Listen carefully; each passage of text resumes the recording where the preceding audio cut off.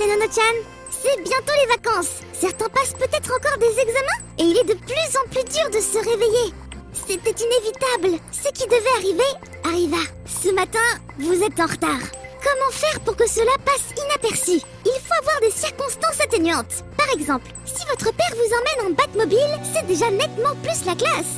Problème, il faut avoir une Batmobile. Pas forcément évident, mais pas impossible.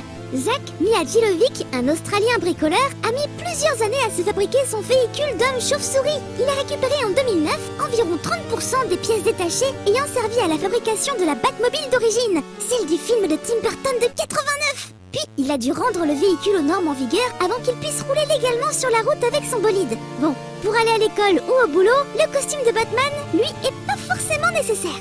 Ce qui marche bien aussi, c'est d'avoir un mot d'excuse. Quand une lettre d'une banque sérieuse dit « Excusez-le du retard, il nous aidait à parfaire notre sécurité », ça le fait. Et ça a plutôt bien marché pour deux jeunes Canadiens en retard pour le début des cours après la pause de midi. Ils ont réussi à trouver le mot de passe par défaut d'un distributeur ATM du centre commercial local à l'aide d'une vieille documentation en ligne. Heureusement, ils n'ont pas profité de la situation et ont seulement fait apparaître sur l'écran de la machine « Ce distributeur vient d'être piraté ». Les responsables du distributeur de la Banque de Montréal ont bien dû reconnaître les faits, mettre à jour la sécurité de leur machine et justifier le retard des deux garçons de 14 ans. Au final, les jeunes gens ont simplement bien fouillé le net pour mettre en application un document qu'ils ont trouvé.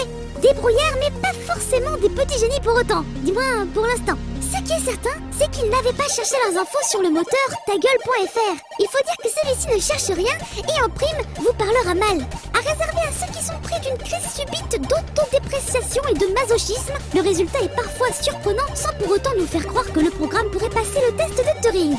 Oui, on a récemment beaucoup parlé de celui-ci car c'était, le 7 juin 2014, l'anniversaire des 60 ans de la mort du célèbre mathématicien, gracié par la reine d'Angleterre seulement l'an dernier. Le fameux cryptographe a inspiré un test qui met en confrontation une machine et un interlocuteur humain.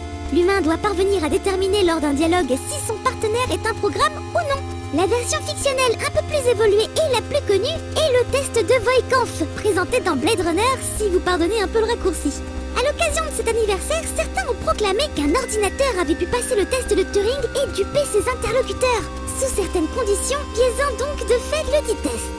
Jolie histoire qui coïncidait avec l'anniversaire de la mort de Turing, mais pas forcément très concluante en fait.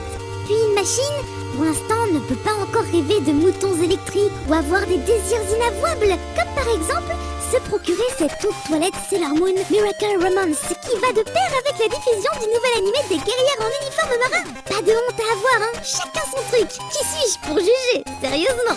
C'est vrai que moi perso, je préférais nettement plus mettre la main sur cette figurine de Dark Vador ou Darth Vader si vous voulez, merci d'éviter de me lapider. Bref, du Seigneur Sith en version samouraï commercialisé au Japon par Bandai durant l'hiver prochain. Oh, on peut rêver, non? C'est vrai quoi.